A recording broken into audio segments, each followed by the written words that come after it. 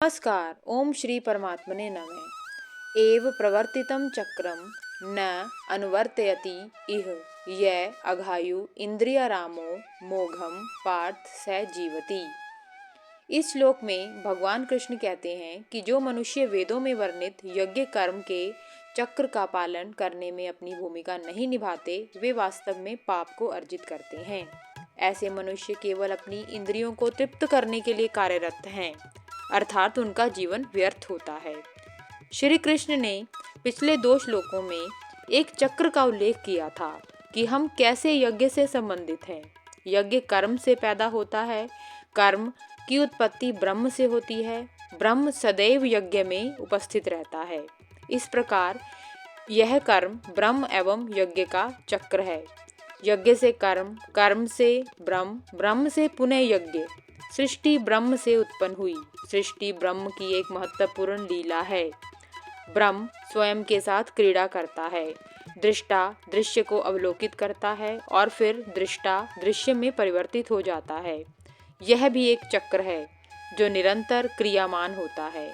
सृष्टि का मूल चक्र यही है। हमें दृष्टा व दृश्य के इस चक्र से स्वयं को जोड़ना होता है ताकि हम इस चक्र को समझ सकें। इस चक्र के माध्यम से ब्रह्म स्वयं को जानता है। यही प्रक्रिया यज्ञ है। संपूर्ण ब्रह्मांड परमात्मा का यज्ञ है। इस यज्ञ में हमें स्वयं की भागीदारी देनी होती है। यज्ञ में भाग लेने से कर्म की उत्पत्ति होती है। यज्ञ और कर्म की उत्पत्ति साथ साथ होती है। जब मनुष्य निस्वार्थ भाव से कर्म को करता है तो ऐसा कर्म यज्ञ कर्म है। इस कर्म के माध्यम से ब्रह्म का कर्म होता है। अर्थात जब भी मनुष्य निस्वार्थ भाव से कर्म करता है तो वह इस कर्म को करने के लिए ब्रह्म के द्वारा एक माध्यम के रूप में प्रयोग किया जाता है।